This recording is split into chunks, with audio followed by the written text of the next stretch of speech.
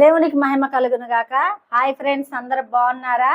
దేవుడు మిమ్మల్ని క్షేమంగా ఉంచాడని నేను తలంచుచున్నానండి. ఎందుకంటే ప్రతి దినమును కూడా మరి ప్రార్థనా పూర్వకముగా ప్రతిదీ కూడా మనం చేస్తున్నాం కాబట్టి దేవుడు మనతో మాట్లాడాలనుకుంటున్నప్పుడు దేవుడి కొరకు మనము ఎదురు చూస్తున్న వారిగా ఉంటున్నామా?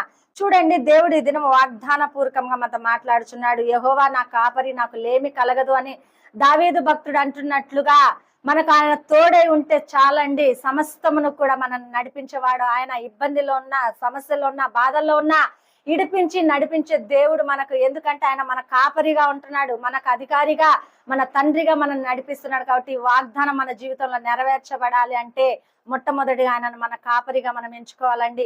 ఎంచుకున్నప్పుడు ఏ స్థలంలో ఉన్నా కూడా నువ్వు హెచ్చించబడతావు, బలపరచబడతావు.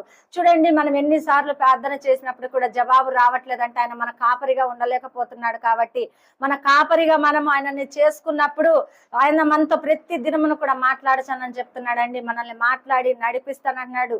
ఎక్కడ కూడా పడకుండా క్షేమంగా ఆయన